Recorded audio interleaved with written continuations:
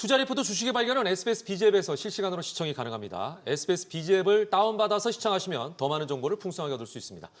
자, 5,000p 안착의 주역으로 꼽히는 삼성전자 그리고 SK하이닉스가 오늘 이례적으로 같은 날 지난해 4분기 실적을 발표했습니다. 삼성전자는 HBM 시장에서의 추격과 역전, SK하이닉스는 선두 지위 수성을 각각 목표로 하고 있는 상황인데요. 일단 실적 승자 어디입니까? 네, 이제 4분기 실적 기준으로 이제 보자면은 실적 승자는 SK 하이닉스라고 좀 보는 게 적절할 것 같은데요. 물론 이제 삼성전자가 이제 매출과 영업이익 규모 면에서는 국내 기업 사상 최대 수준을 기록하면서 여전히 거대한 플레이어라는 점은 분명하지만 이런 성장률과 수익성 그리고 HBM 이런 중심의 AI 메모리 경쟁 구도를 가장 선명하게 반영한 쪽은 SK 하이닉스이지 않나 이렇게 보여집니다. 삼성전자 같은 경우에는 이제 4분기에 매출 약 93.8조 원, 영업이익은 이제 20조 원을 넘기면서 분기 기준 사상 최대 실적을 냈고요. 전년 대비해서는 이제 매출이 20%대, 영업이익 기준은 200% 이상 급증한 수치입니다. 그래서 전분기 대비로도 매출은 이제 8%, 영업이익도 60% 이상 증가를 보이면서 역대급 회복세를 보인 실적이었다. 이렇게 평가를 받고 있고 특히 DS 부분에서 HBM 고부가 메모리 비중이 커지면서 반도체 이익이 크게 개선된 것이 이번 실적의 핵심 동력이다라고 볼 수 있겠고요. 반면에 이제 SK 하이닉스 같은 경우에는 이제 매출이 약 32.8조 원, 영업이익이 19조 원 대를 기록을 하게 되면서 분기 기준으로 이제 매출과 영업이익 그리고 영업이익률까지 모두 사상 최대를 달성을 했습니다. 그래서 분기 대비 매출은 이제 30%대, 영업이익은 60%대 이상 늘어나는 흐름을 보이면서 영업이익률이 58%에 육박하는 수준까지 올라온 상황인데요. 이를 통해서 이제 초고수익성 구조를 이제 확실히 보여주는 실적이었다. 말씀드릴 수 있겠고 이제 HBM 매출이 전년 대비 이제 2배 이상 성장세를 보이면서 서버양 디램 그리고 낸드 수요까지 동시에 살아난 수치가 이제 실적을 통해서 나타났다 보시면 되겠고요. 요약을 드리자면 이제 규모와 브랜드 측면에서는 삼성전자가 여전히 톱 플레이어지만 이제 성장률과 수익성 그리고 HBM 중심의 이런 AI 메모리 경쟁력 측면에서는 SK 하이닉스가 이번 4분기 실적을 통해서 퀀텀 첨프형 승자다. 이렇게 말씀을 드릴 수 있겠습니다. 네. 심지어 뉴스를 보니까 SK하이닉스가 TSMC를 앞질렀다. 뭐 이런 제목의 기사도 떴더라고요. 예, 그만큼 어쨌거나 SK하이닉스도 아주 큰 일을 이뤄내고 있는 상황이다. 이렇게 볼 수가 있을 것 같습니다. 자, 한동안 잠잠했던 미국의 상호 관세 이슈가 또다시 불거지고 있는 상황이기도 합니다. 상승 가도를 달리던 국내 증시가 부담을 안게 되는 거 아닌지 우려스러운 모습인데요. 이건 어떻게 상황을 지켜보고 계십니까? 네, 트럼프가 최근에 얘기했죠. 그러니까 한국이 미국과 좀 합의를 지키지 않고 있다라고 이야기를 하면서 15%에서 또 25%로 상호 관세를 인상한다라고 이렇게 밝혔었는데 사실 이제 국회에서 한미 전략적 투자 관리를 위한 어떤 특별 법안이 좀 통과되지 않은 점을 좀 지적을 하고 있는 그런 부분입니다. 그래서 이 문제는 이제 2월에 임시 국회에서 이 문제가 좀 빠르게 논의될 수밖에 없겠고, 그다음에 국회 승인은 좀 시간의 문제라는 점 이렇게 고려를 한다면은 이번 트럼프 행정부의 그 상호관세 재인상은 제한적 영향만 미칠 가능성이 좀 높다라고 보고 있거든요. 그래서 노이즈성 어떤 재료라고 보시는 게 좀 맞다라고 보고 있고, 그리고 실제로 지금도 바로 톤다운이 시작되고 있습니다. 트럼프가 또 다시 합의하겠다 뭐 이러면서 타코성 어떤 시장에서 반응을 또 보이고 있어요. 그래서 투자자로 하여금 이제 그렇게 크게 걱정은 없다라고 보고 있고, 또 이제 실제로 한국만 이렇게 관세를 부과한다는 것은 좀 불가하다고 보고 있습니다. 그래서 이런 부분들이 이제 실제로 곧바로 한국에 대한 어떤 그 투자에 대한 모멘텀이 잠깐 단기적으로만 꺾였던 그런 과정이 있었습니다. 네. 자, 지난주에 5,000p 시대가 열렸다고 축하를 했었는데 이번 주에는요, 1,000스탁 시대를 맞이했습니다. 이거는 박수로 축하해야 될 일일 것 같아요. 예, 투자자분들께서 얼마나 기뻐했습니까, 그죠? 예. 자, 솔직히 두 분은 전문가시니까 어떻게 예상하셨어요? 이런 시대가 올 거라고 실제로 솔직하게 예상하셨습니까? 이번 정부에서만큼은 좀 가능하다라고 보고는 있었습니다. 아, 같은 이씨여서? 그것까지는 조금 아니고. 좀 소식을 알고 있었던 거라서. 김 변호사분 은 어떻게 생각하셨어요? 아무래도 이제 금리 인하 사이클인 건 분명하니까 그래서 코로나 고점은 충분히 도파할 수 있는 이런 유동성 장세가 이어지지 않을까 했는데 예상보다는 더 빠르게 지금 시장이 환호를 하는 것 같습니다. 예. 그래서 저는 이게 뭐 주식 시장이긴 합니다만 대한민국 국민들의 저력을 다시 한번 느낀 것 같아요. 우리는 뭔가 한번 한다 그러면은 단시간 안에 할 수도 있구나. 이걸 좀 느낄 수 있는 순간이었는데 이재명 대통령이 제시한 코스피 5천 시대가 방금 전에 김현우 전문역이 얘기한 것처럼 시장 예상보다 훨씬 빠르게 현실화되면서 시장의 시선은 이제 코스닥 1000이 아니라 3000 시대가 되느냐. 여기로 이제 옮겨가고 있는 상황입니다. 1000스닥에 안착하자마자 이런 이야기를 꺼내는 게 좀 시기상조일 것 같지만 그래도 현실은 짚어봐야 할 것 같은데요. 코스피는 비교적 짧은 시간 안에 5천선을 돌파했어요. 이게 진짜 실제로 몇 년 동안 이루지 못한 거를 몇 개월 만에 이뤘거든요. 자, 그렇다면 코스닥은 이 속도를 따라갈까 아니면 코스닥은 좀 다를까? 이런 생각들을 하는데 상대적으로 코스닥이 소외되는 흐름을 좀 보인 이유가 있을까요? 이 코스피에 비해서 상대적으로. 맞습니다. 아무래도 이제 이전에 코스피가 이제 이재명 정부의 코스피 5천 시대 이런 정책들 그리고 이제 상법 개정 그리고 삼성전자, SK 하이닉스 같은 이런 실적 네. 이런 부분들 때문에 대형주들 중심으로 이런 정책 모멘텀이 한 번에 주가에 반영이 되면서 빠르게 코스피가 5천선을 돌파하는 반면에 코스닥 같은 경우에는 구조적으로 이제 자금 흐름 측면에서 상대적으로 소외된 구조였기 때문에 이런 속도를 따라가지 못했다라고 보여지는데요. 좀 제한적이죠. 네, 맞습니다. 그래서 삼성전자나 SK 하이닉스와 같은 이런 대형 우량주의 이제 기관과 외국인의 이런 자금들이 계속 쏠림이 나왔었고, 그리고 작년을 떠올려 보시면 이제 조선주, 방산주, 원전 그리고 이런 증권주 이런 대형주들이 대부분 그간 시장을 주도했던 종목들이 기업들이 코스피에 포진이 되었었기 때문에 이 대형주들이 지수 자체를 끌어올리는 구조를 보였던 점에서 정책적으로나 이런 글로벌 사이클이 맞물린 강세에서 코스닥은 상대적으로 소외되는 흐름을 보일 수밖에 없지 않았나 이렇게 볼 수 있겠습니다. 그래서 하지만 이제 코스닥 중소형주들도 이제 코스피 대형주들의 실적이 좋으면은 네네. 이런 낙수 효과가 나타나기 마련이거든요. 그래서 그간 코스피로 자금이 집중됐던 만큼 이런 저평가된 종목들도 현재 상당히 많아진 상황이다 이렇게 말씀드릴 수 있겠습니다. 네.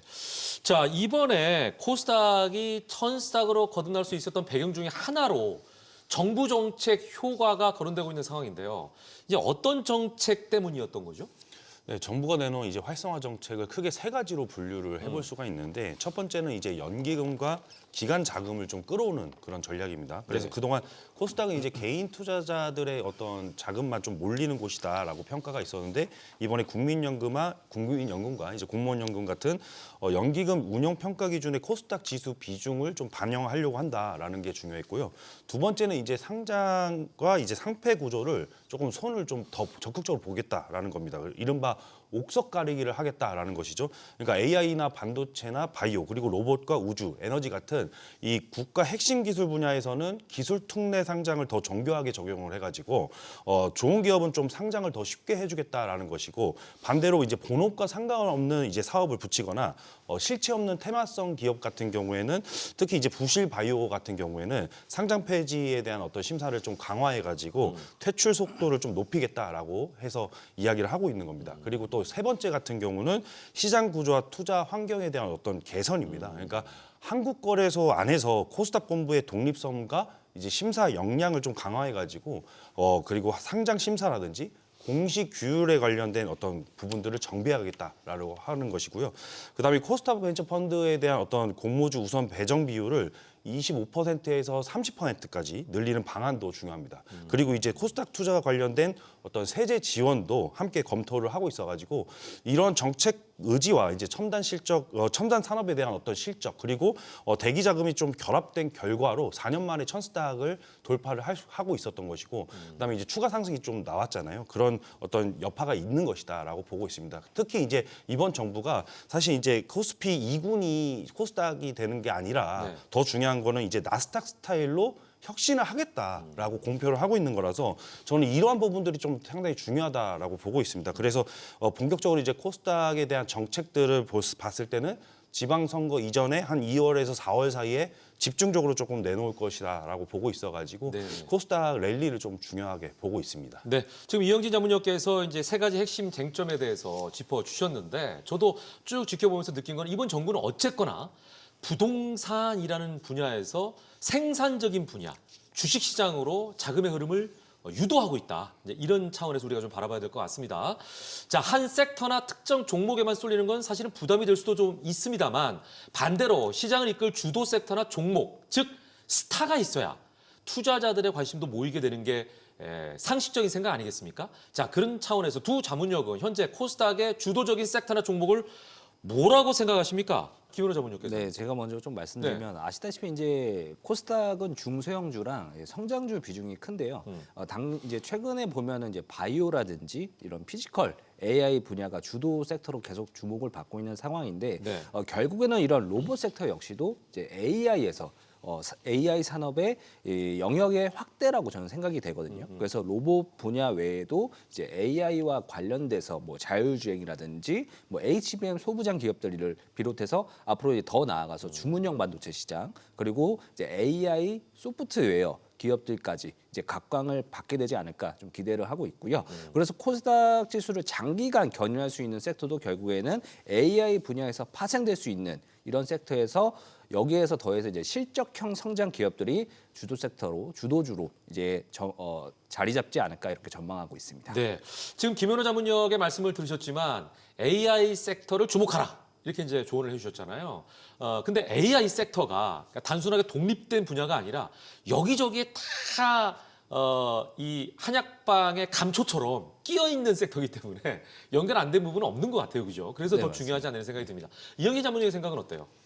근데 이번에 그 코스닥이 살아날 때, 네. 그러니까 어디 섹터부터 수급이 들어왔느냐를 좀 살펴봤어요. 역시나 제약바이오, 그다음에 이제 2차 전지와 로봇 인프라 쪽, 그다음에 AI 반도체로 이렇게 수급이 전환되는 그런 과정들을 살펴보실 수가 있었는데 네네. 시총 상위 20개 종목을 보면은 사실 이제 제약바이오 비중이 가장 크기 때문에 당연히 이쪽이 먼저 살아나야 코스닥이 살아납니다. 그러면서 이제 같이 봐야 될 게 레인보우 로보틱스라든지 SPG 같은 피지컬 AI 주도주들을 같이 살펴보는 것이고 네. 그다음 이에 더해서 이제 에코프로를 축으로 해가지고 전고체라든지 ESS 그다음에 로봇 배터리 수요에 연결된 소재 장비 쪽 라인업까지 수급이 같이 붙었던 것이죠. 그리고 나서 AI 반도체나 장비 쪽으로 이렇게 다시 수급 쏠린 현상들의 순환 과정을 모니터링할 수가 있었는데 아무래도 이렇게 코스닥 전체 방향에 대한 어떤 수급을 움직이는 것은 역시나 시총 상위에 대한 코스닥 대형주들이 먼저 수급이 받쳐줘야지 가는 것이고 여기에 따라서 이제 정책 수혜가 더 붙으면서 더 추가 업사이드가 나올 것이냐라고 살펴봐야 되는 것입니다. 그래서 여기서 이제 대신에 내러티브가 확실하지 않은 거 이런 것들만 조금 옥석 가리기를 한다면은 코스닥에 대한 밸류 업사이드 과정에서 추가 상승세가 충분히 가능할 것이다 보고 있습니다. 그렇죠. 이렇게 이제 어떤 중심 섹터를 내가 알고 있느냐 못하느냐도 굉장히 투자하는 데 있어서 중요한 요소가 될 것 같습니다. 자, 두 분의 조언을 이렇게 해서 세심하게 들으시면 좋을 것 같고요. 4년 만에 찾아온 천스탁 시대 코스닥 투자에 대한 관심 또한 높아지고 있는데요. 좀 더 자세한 분석을 원하신다면 주식개발견 카카오톡 채널 검색한 이후에 친구 추가해 주시면 풍성한 정보를 빠르게 얻을 수가 있겠습니다. 코스닥에는 디지털 자산처럼 무형 자산을 기반으로 한 기업들이 참 많죠. 최근에 토큰 증권과 스테이블 코인 등 디지털 자산을 보다 적극적으로 활용하자는 정책 제안이 나오면서 관련 종목 주가가 들썩이고 있는 상황인 거죠. 네, 맞습니다. 이제 코스피 5천 특별위원회가 이제 이재명 대통령과 이런 5천 자리에서 다음 목표는 디지털 자산을 활용한 이런 코스닥 3천을 이런 달성을 해야 된다. 이런 취지의 제안이 확인이 되면서 이 과정에서 이제 토큰 증권과 원화 스테이블 코인이 이제 핵심 수단으로 언급이 됐었습니다. 그래서 해당 소식은 이제 원화 스테이블 코인으로 작년 급등세를 보였었던 뭐 카카오페이 그리고 카카오페이가 이제 상한가를 기록을 하기도 했었고요. 이 밖에도 뭐 다날이라든지 코나아이와 같은 이런 코스닥 성장주, 코스닥에 상장된 스테이블 코인 관련 핀테크 기업들이 일제히 강세를 보였었는데 이제 기존 주식 거래라든지 채권만으로는 이 시장을 상승하는 데는 한계가 있으니까 STO나 원화 스테이블 코인을 활용하면은 이제 모험 자본이 더 원활하게 시장에 유입될 수 있고 또 유동성이 뻗어나가기가 더 긍정적인 환경이 갖춰지기 때문에 이런 스테이블 코인이나 토큰 증권을 활용하려는 이런 제도를 만들려고 하는 상황이다라고 말씀드릴 수 있겠고요. 네. 예, 주식이나 채권 그리고 채권 지분과 같은 이런 권리를 토큰 형태로 쪼개서 24시간 소액으로도 전 세계 투자자가 쉽게 사고 팔 수 있기 때문에 이런 유동 상황이 더 좋아진다 보시면 되겠고 실제로 미국 주식들도 이제 스테이블 코인을 활용해서 토큰화 거래를 추진을 하고 있습니다. 그래서 우리 정부도 이런 글로벌 추세에 맞춰서 원화 스테이블 코인 발행을 위한 이런 디지털 자산 입법을 현재 준비 중에 있고 논의를 네. 하고 있고요. 이제 확장 재정에 있어서도 원화 스테이블 코인 발행 같은 경우에는 이 국고채, 우리나라 국채를 담보할 수 있거든요. 네네. 그래서 그렇기 때문에 금리 부담을 상쇄하면서 정부이자 지출도 감축할 수 있는 부분이 있기 때문에 이런 부분들 때문에 재차 스테이블 코인 관련주들의 이런 기대감들이 급반등 요인으로 작용했다 이렇게 볼 수 있겠습니다. 네. 자, 저희가 이제 천스닥 얘기를 하면서 코스닥 시장을 좀 살펴보고 있는데요. 이 코스닥 시장에서 가장 두드러진 흐름은 뭐니 해도 로봇과 제약 바이오다라고 말씀드릴 수가 있을 것 같습니다. 코스피에 이어서 코스닥에서 투자 쏠림 현상이 나타나고 있다고 볼 수 있는 건가요? 네, 확실히 그러니까 제약바이오는 말씀드렸다시피 시총 상위주들이 이제 대부분 차지하고 있기 때문에 이쪽이 살아나야 코스닥이 살아난다라고 말씀을 드렸고 그다음에 이제 로봇 쪽, 이제 피지컬 AI 쪽은 연초부터 상당히 중요한 이슈로 화두가 됐었거든요. 그래서 이쪽에서 수급이 부각되는 건데 사실 이제 제가 말씀드렸던 게 2차 전지와 그다음에 AI 반도체로 이렇게 수급이 이전됐다라고 말씀을 드렸습니다. 근데 사실 2차 전지 같은 경우는 이전에 이제 산업 성장이 좀 의심됐다. 왜냐면은 4Q부터 보조금이 좀 축소가 되면서 계약 취소 현상들이 좀 나타났기 때문에 이런 부분들을 좀 걱정을 하고 있었는데 아무래도 그 피지컬 AI 쪽에 그 이슈가 부각되다 보니까 전고체라든지 이런 식으로 이제 배터리라든지 로봇용에 대한 배터리가 쓰인다라는 그런 이슈가 좀 강하게 적용이 되면서 ESS 산업에 대한 성장은 당연히 좀 가미가 됐었던 부분이었으니까요. 네. 여기에서 이제 로봇 쪽에 대한 배터리까지 추가로 붙으면서 수급이 강하게 살아났습니다. 여기도 이제 코스닥의 정책까지 붙으면서 역시나 추가 업사이클이 더 나오는 그런 상황이겠고 그래서 사실은 이제 큰 키워드로 보면은 코스닥은 그래서 제약바이오와 로봇이다라고 말씀을 드릴 수는 있겠고 그다음에 수급이 지금 최근에 삼성전자와 SK하이닉스 때문에 다시 한번 AI 반도체 장비주 소부장 쪽으로 다시 오고 있다라고 말씀을 드립니다. 그래서 이렇게 과거에 이제 코스피로 쏠렸던 그 수급 중심 패턴들이 이번에 코스닥으로 같이 이렇게 분산되다 보니까 이번에 좀 증시가 전반적으로 좀 풍부한 그런 느낌이겠고 여기 현재 이렇게 머니무브가 진행되는 쪽에서 제가 말씀드린 시총 상위주 쪽의 소부장을 먼저 살펴보는 거 이게 지금 상당히 중요하다. 그래서 앞으로 이제 정부 정책까지 더 추가적으로 확정적으로 나오게 된다면은 그 기대감이 더 증폭되는 과정들을 우리가 다 같이 한번 살펴볼 필요가 있겠다라고 말씀드리겠습니다. 네. 아까도 이영진 자문위원께서 한번 짚어주셨는데 한국거래소가 부실기업 퇴출을 빠르게 하기 위해서 코스닥 상장 폐지 기준을 단계적으로 강화하겠다고 밝혔습니다. 시장 체질이 좋아진다는 긍정적인 평가가 있는 것도 사실이지만 개인 투자자 입장에서는 혹시 내가 들고 있는 종목이 상장 폐지되면 어떡하나 이런 걱정도 있을 수밖에 없거든요.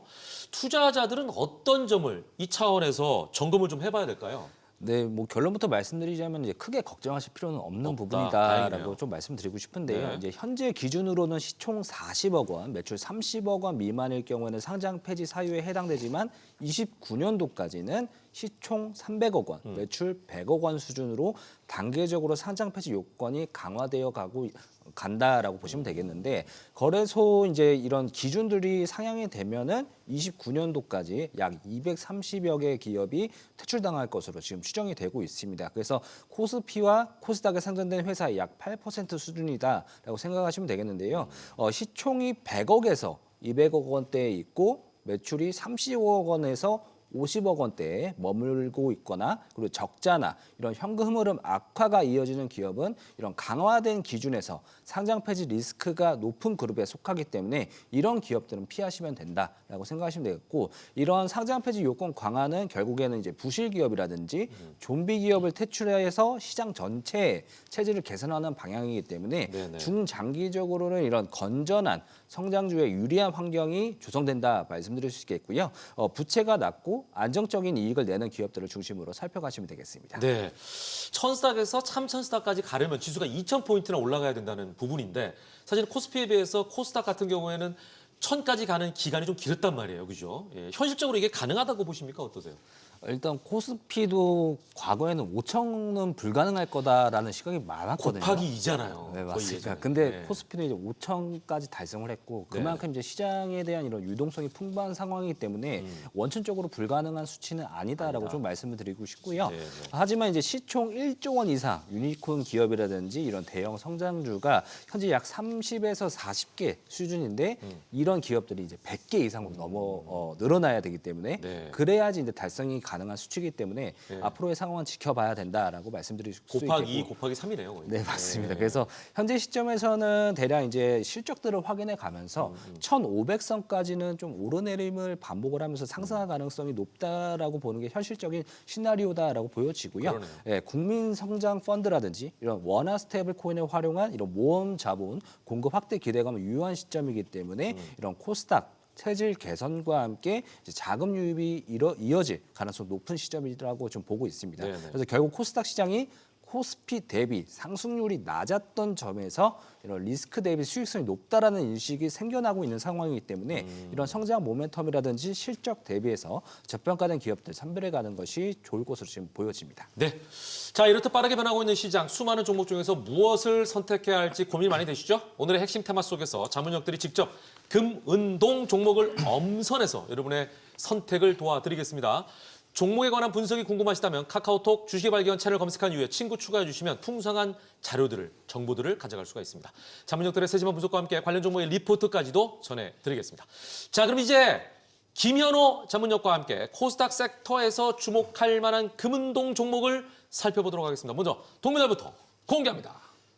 네, 코스닥에서 주목할 종목 동메달은 이제 한글과 컴퓨터입니다. 한글과 컴퓨터. 네, 한글과 컴퓨터는 이제 국민 오피스 프로그램이 한컴 오피스로 이제 우리에게 친숙한 기업이기도 한데요. 그렇죠. 예, 그래서 소프트웨어를 비롯해서 뭐 교육이라든지 금융이라든지 이런 다양한 산업을 아우르는 IT 그룹의 중심 역할을 하고 있습니다. 그래서 국내 공공기관이라든지 이런 금융, 제조업을 중심으로 높은 점유율을 오랜 기간 유지하고 있는 기업이다라고 말씀드릴 수 있겠고 이런 높은 점유율을 바탕으로 해서 이제 공공 분야에서 오랜 기간 동안 이런 유지라든지 유지보수와 같은 이런 업그레이드 수요를 통해서 안정적인 수익원을 확보해 놓은 상황입니다. 네. 그래서 동사의 클라우드 문서 서비스인 한컴독스도 현재 이제 작년부터 AI 기능을 탑재하게 되면서 가입자가 전년 대비해서 50% 이상 증가세를 보였고 클라우드 매출 비중 역시도 계속적으로 확대되고 있는 상황이기 때문에 앞으로는 이제 클라우드와 이런 AI 기반 서비스로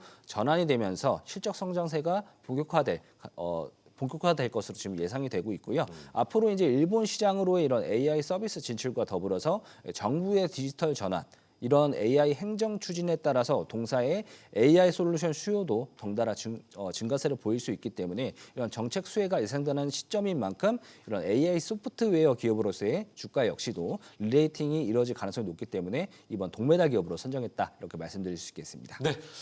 동메달 기업 아주 친근한 이름의 기업이죠. 한글과 컴퓨터입니다. 자, 이제 은메달 공개합니다. 은메달 기업은 HK 이노엔입니다. HK 이노엔. 네, HK 이노엔 같은 경우는 이제 숙취 해소제인 컨디션으로도 잘 알려진 우리에게 익숙한 기업인데요. 네네. HK 이노엔은 이제 전문 의약품을 중심으로 이제 헬스케어부터 뷰티 산업이라든지 음료까지 아우르는 바이오 헬스 기업이다라고 보시면 되겠고 이제 대한민국 30호 신약인 위식도 역류질환 치료제 K-캡을 블록버스터로 키운 저력을 바탕으로 이제 국내를 넘어서 이제 글로벌 제약 바이오 시장을 공략하기 위해서 이런 흐름을 가속화하고 있는 기업이다 이렇게 말씀드릴 수 있겠고요. 네. 특히 이제 K-캡 같은 경우에는 국내 위식도 역류질환 치료제 시장에서 블록버스터급 매출을 기록하면서 작년 기준 연 매출 컨센서스가 1조 원 이상에 달할 정도로 성장세가 뚜렷한 상황입니다. 앞으로 이제 미국 진출을 비롯해서 목표로 한 글로벌 확장도 지금 본격화되고 있기 때문에 해외 매출 비중 확대를 이제 기대해 볼 수 있겠고 또 K-캡이라는 안정적 수익원을 확보한 상황에서 비만 치료제라든지 만성 질환 치료제 개발도 집중하고 있기 때문에 이런 신규 파이프라인 확보에 대한 신약 성장 잠재력도 갖고 있는 점에서 실적과 성장성 두 가지 모두를 겸비한 코스닥 제약바이오 기업으로 은메달로 선정했다 이렇게 말씀드릴 수 있겠습니다. 네, 오늘은 유독 실생활과 아주 가까운 그런 기업들이 많이 나오고 있습니다. 예전에 이런 농담도 했던 것 같아요. 아무리 힘들어도 견디셔. 예, 은메달 기업은 HK 이노엔입니다. 자, 이제 마지막으로 금메달을 알아볼 차례인데요. 금메달 종목명은 잘 아시는 것처럼 방송에서 직접적으로 공개하지는 않습니다. 오직 주식의 발견 카톡 채널에서만 공개가 된다는 점 다시 한번 알려드리고요. 금메달 종목명이 궁금하시다면 주식의 발견 카톡 채널 검색한 이후에 친구 추가해 주시면 바로 확인이 가능합니다. 자, 이제 금메달 종목에 대해서 힌트 드리겠습니다. 네, 금메달 종목 힌트부터 좀 드리자면은 오늘 동메달 한글과 컴퓨터 그리고 은메달로 소개드린 HK 이노엠 모두 코스닥 150에 속한 기업인데요. 금메달 기업 역시도 코스닥 150에 속한 기업이면서도 안정적인 실적을 바탕으로 2차 전지, 반도체, 스마트 팩토리 분야에 걸쳐서 전반적인 이런 모멘텀을 한꺼번에 갖춘 기업이다라고 이렇게 힌트를 드릴 수 있겠습니다. 네. 자, 그렇다면 금메달로 뽑아야만 했던 이유가 너무나 궁금합니다. 네, 동사의 사업부터 간략하게 말씀을 드리자면 이제 공장 자동화와 스마트 팩토리 전문 기업으로 보시면 되겠고 이를 바탕으로 반도체와 디스플레이 장비 그리고 물류 자동화 시스템 사업을 주요 사업으로 영위를 하게 되면서 자회사를 통해서 반도체 후공정과 2차 전지 전국 공정 그리고 로보틱스 사업을 모두 주요 사업으로 영위하고 있는 기업이다라고 말씀드릴 수 있겠고요. 매출 비중 같은 경우에는 물류 시스템 비중이 60%대를 차지를 하고 있고 디스플레이 장비, 반도체 이쪽이 20% 수준으로 국내외 대형 반도체 디스플레이 또 2차 전지 기업의 스마트 팩토리 프로젝트의 장비를 공급을 하면서 안정적인 수주 기반을 확보하고 있는 이런 기업이다라고 보시면 되겠습니다. 자회사들도 모두 코스닥에 상장이 되어 있습니다. 네네. 그래서 반도체 사업을 영위하고 있는 자회사 또한 글로벌 반도체 사이클과 맞물려서 반도체 패키징 사업에서 실적 개선 여지가 큰 점에서 모회사인 동사 역시도 밸류업 요소로 평가될 수 있겠고요.